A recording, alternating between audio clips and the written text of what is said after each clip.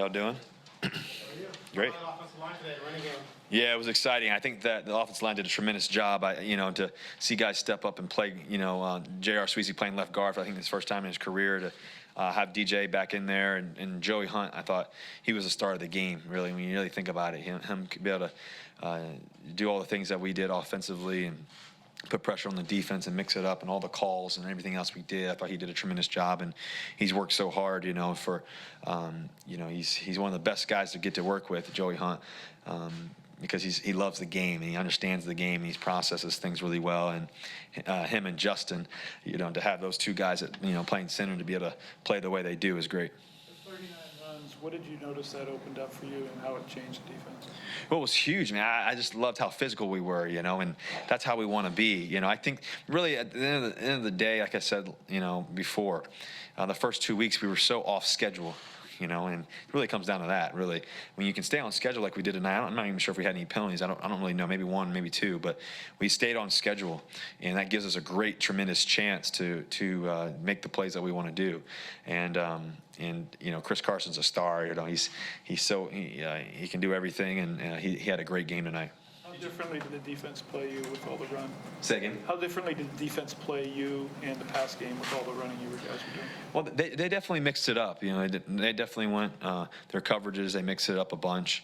We were able to keep it really challenging for them and to be able to. I thought Coach Schottenheimer did a tremendous job calling, talking to me, we were calling them plays and just mixing it up and being in the line of scrimmage, putting pressure on them, mixing it up a lot too there, and it was a lot of fun, to do what we wanted to do tonight. It looked like you snapped the ball pretty quickly on the touchdown to Tyler. What did you guys see there, and what kind of led to that? Why did you do that there? We want to change the tempo, and be able to mix it up. And like I said, it's like basketball in my opinion. You want to be able to get the rebound and kick it up, and if it's not there, then pull it back and just get the play that you want. And I think we were just able to really have a lot of different schemes and thoughts and plays and ideas and to go what we wanted to do. And that's what we've been wanting to do in terms of, the first two games. And unfortunately, we weren't able to do that.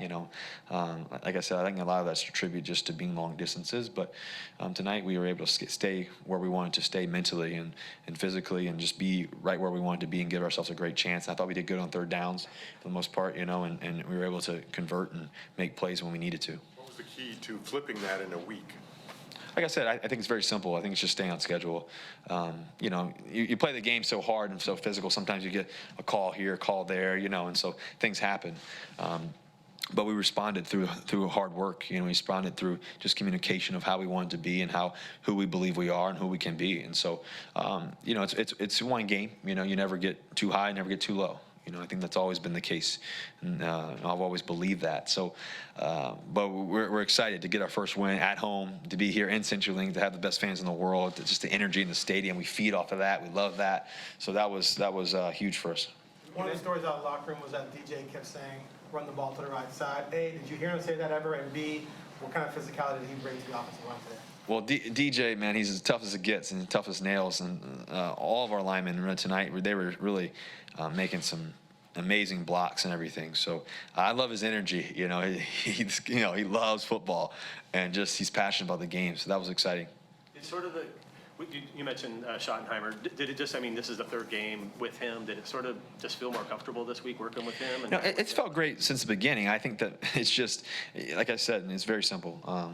It's just when we can't stay on schedule, it makes it tough just in general. Especially the first two teams we've been able to play. They're a great defense. The team tonight, good defense too. Really good defense too as well. A lot of great players. So when you play in the National Football League, you got to give yourself the best chance to be successful. And we were able to do that. And it comes down to us players doing that, and making sure we're doing that. As individuals and as players and as a group effort. But we had a tremendous week of practice once again, and it translated today, and we're excited about that. And it's back to work tomorrow. I think that Coach Schottenheimer, the cool thing is just, how much knowledge and how many things we're talking about throughout the week and how much time we spend together and just our whole offense and what we're thinking about and how to go after teams and, just trying to slice and dice them and through the run game, through the passing game, through everything we want to do. And it's just continuing to grow. How impressive has Tyler been just through 3 games, especially considering you haven't had Doug really for any of those games? Well, Tyler's a special player. He's always been special, and he works really hard. He loves the game. He gets out there early in practice. He stays out after late. It's not a complicated thing, you know. Success leaves clues, you know, and I think that he works at it, you know, and I think that's the reality. You know, and so Tyler's fun to play with, man. Anytime he touches the football, you don't know what may happen, you know, and he can really be explosive, whether it's a punt return, kick return, and running down the field, him catching a quick pass, whatever it is. Anytime he touches the football, it's a good thing for the Seattle Seahawks, you know, and it's a good thing for our team and what we can do. So, you know, I think a lot of guys, too, just making plays tonight, so that was exciting. Defense has 8 takeaways in 3 games. Just as an offense, how big is that when they keep getting the ball? Well, it's huge, and that's how we want to play football, is to keep it challenging on you know, for their offense and get turnovers, and we respond, and we were able to do that, you know, tonight and be great. And we want to be great in the red zone. I think we were 2 for 2 today in the red zone. I'm not 100% sure, but I'm pretty sure we were, you know. And so to be able to be on top of our game, you know, where it really matters, and be great on third downs, be great in the red zone, get turnovers, be explosive when we need to be. All those things came together. And I've been saying, you know, we've been saying to, you know, around, you know, locker room and just on the planes and everything else, and just, you know, imagine what we're going to do when we all click together at the same moment, at the same time, and we're able to do that tonight. And it's just staying the course, you know, it's just staying the course and believing and having a clear head and loving the game. You know, I think that the reality is that you always have to love the process more than the result.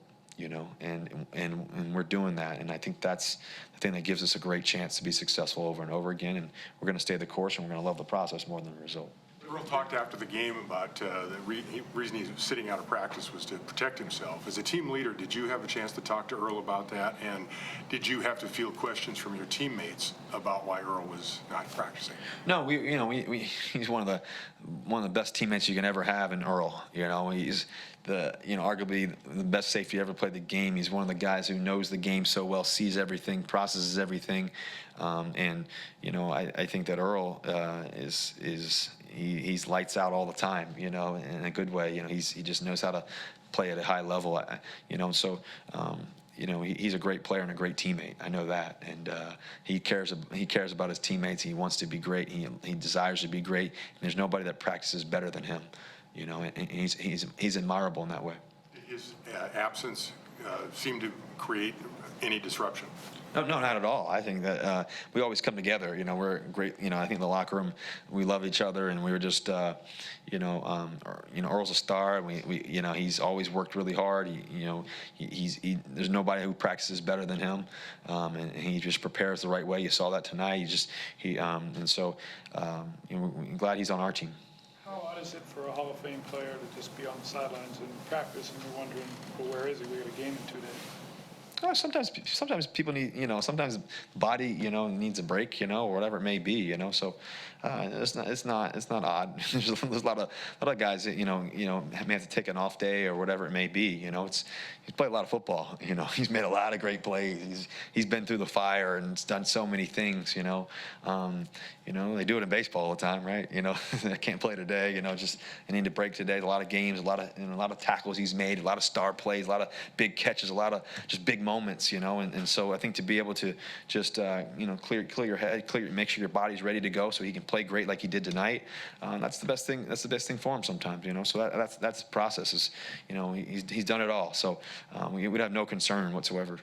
Chris Carson, 32 carries. I mean, did you see him running with the same physicality in the fourth quarter as in the beginning of the game? He just gets stronger and stronger as the game goes on, Chris Carson. So, first of all, I think it's a tribute to the O-line, you know, how they did tonight and how they continue to just battle, and then Chris staying the course and just being physical as can be.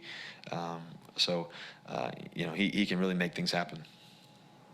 Anything else? Is it cool at all when you get to throw a guy's first touchdown here? I know Brandon in week 1, you know, Jerron, you know, this is his first TD in the Seahawks uniform. Yeah, you mentioned, you know, they'll throw a touchdown to a guy, you know, his first time, you know, Brandon, as you mentioned, in Denver where he played before, to throw a touchdown here to JB, you know, he made a great play, you know, it's just so much fun, you know, especially when you get a guy the first time for touchdowns, and, you know, it's always exciting, you know, so, I think about guys like Disley, you know, there's been some fun things happen, so we're on our way, you know, we're just going to stay the course and continue to keep our heads down and keep working.